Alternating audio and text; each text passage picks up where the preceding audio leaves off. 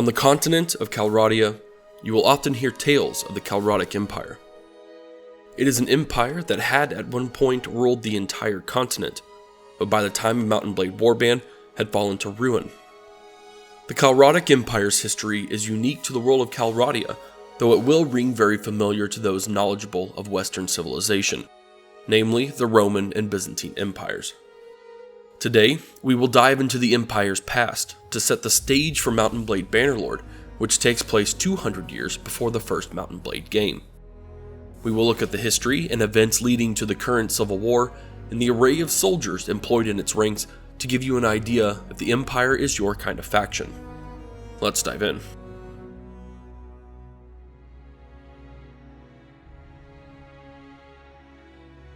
A 1,000 years prior to Bannerlord, the Calradoi were one of over a dozen tribes living in the hill country between the southern seas and the Botanian woodland.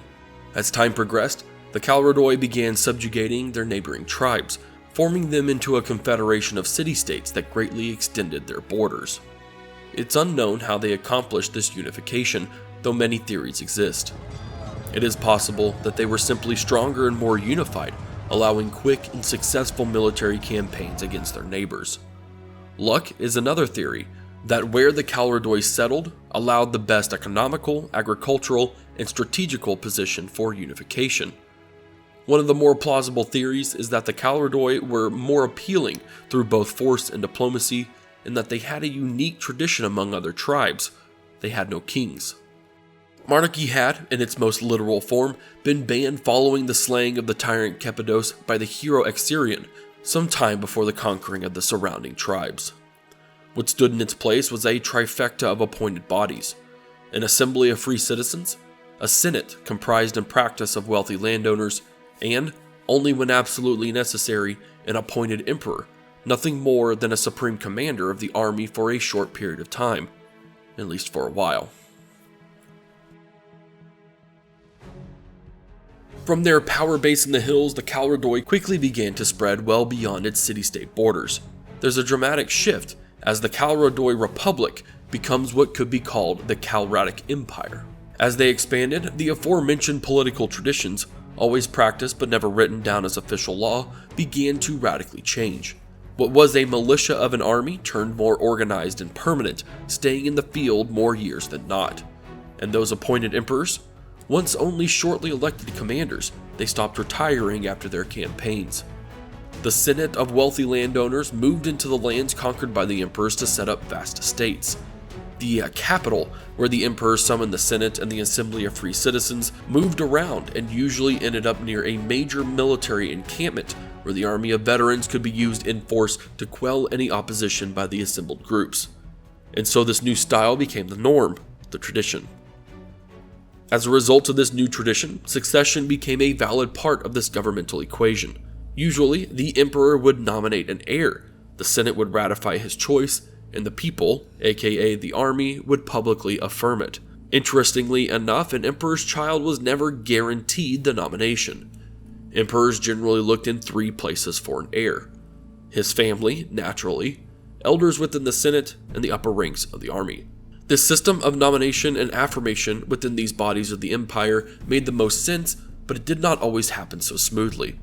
When this system failed, a civil war would ensue, as we are about to see.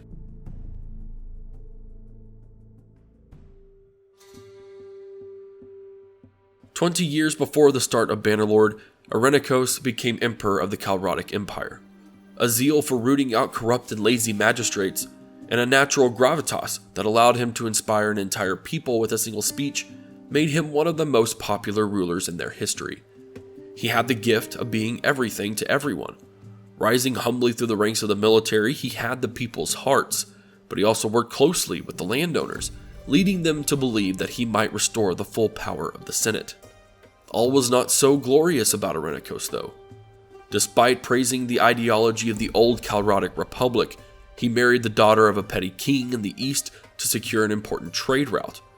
He formed a personal elite bodyguard of foreign mercenaries, and conveniently ignored the rise of a cult that worshipped him as a sacred monarch. With these darker events conspiring in even darker corners, a more public shadow haunted the entirety of Irenicos' reign: his reluctance to choose an heir.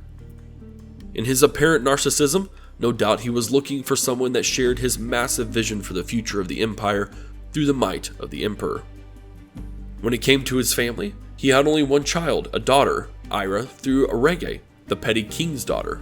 And while there had been empresses in the past, Ira had a very wild and irreverent streak, not someone who should be in such a position of power. Her mother championed Ira nonetheless, claiming that a nomination through the imperial family could stop future potential civil wars. In the Senate, a group of nobles under a man named Lucan demanded that the Senate nominate the next emperor under the ideas of the Old Republic, which Irenicus had been previously speaking about through his entire reign, even if he secretly despised the idea. Meanwhile, in the army, the extremely popular veteran Garios spoke out against both, claiming that the Senate only seeks power for themselves and that the army, the men that sacrificed everything for their empire, should be the ones to elect the next emperor.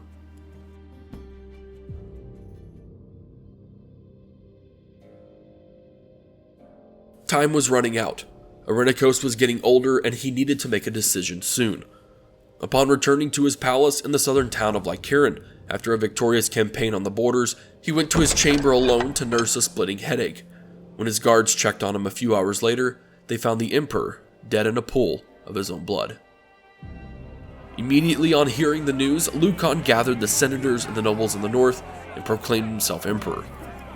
Garios, at the time campaigning on the borders of Battania, stood before his troop, and on giving the news, his men shouted for him to don the purple.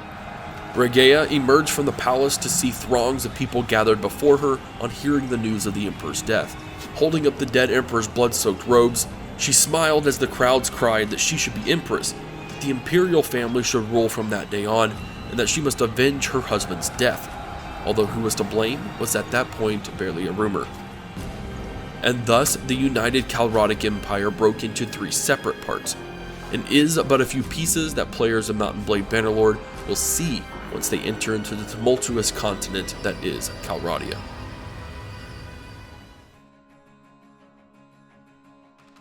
With the stage now set for the three Calradic factions, let's take a quick look at their army.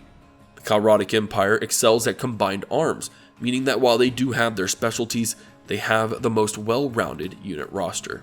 Their core infantry consists of two units, Menlavian infantry, which are soldiers schooled in using its namesake, a deadly polearm with a double-edged blade, which typically support their counterparts, the legionaries. The legionary, named after the Calradic legions of the late Republic and early Empire, are the frontline soldiers, equipped with either a spatha and shield or a spear like their Menlavian brothers. Their ranged units see some less heavily armored types, from simple skirmishers called recruits, to the archer militia that, despite being comprised of volunteers, are still professionally trained and competent with a bow. The best of the best troops became part of the Palatine Guard, and are trained in not just close quarters melee, but are deadly with their recurve bows, packing a much more solid punch than the Empire's other ranged units. Already touting a strong infantry and useful ranged presence, the Empire doesn't shy away from horsemen. The Courser, also known as Raiders, are your light cav option, suitable for flanking and screening friendlies from battle. This lighter option gives more speed to chase down fleeing soldiers and enemy light cav, anything that's too fast for your cataphracts. The cataphracts are your tanks, very heavy cavalry, and can be equipped with the Kontos, a massive two-handed lance that can reach far and wide to reach the enemy for maximum damage. They are much slower than other cav due to their heavy armor, but they are very lethal and very hard to kill. This wide variety of troop styles can be primarily attributed to a form of Pax Calradia, where all cultures within the Empire were simply integrated into the system to keep the peace. This has been accomplished with very decent success, and has allowed a focus of the military onto the Calradic borders instead its center. Subsequently, the center of the Empire is going to be more developed than the outer regions. Army variation will naturally see some regional specializations in the form of minor factions. On these border regions, you'll see troops that are still very fiercely loyal to their empire, but have taken on aspects of the warriors they are fighting against in an attempt to better defend against them, such as adopting their weapons or military tactics, for example. Whether it's the Watchers in the North Hill Country, Steppe Riders in the south and east, or the Emperor's legendary Nord Guardsmen. These minor factions will all play a key part in keeping the Empire from pure destruction, holding back any enemies that might threaten the already rocky footing from the Calradic Civil War. Thanks for sticking around to a new style of video for the channel. If this is something you'd like to see more of, and not just in Bannerlord, let me know by giving it a like or commenting down below. Subscribe to the channel and turn on the bell so you're always up to date with my videos. This is Havoc, and I'll see you in the next one.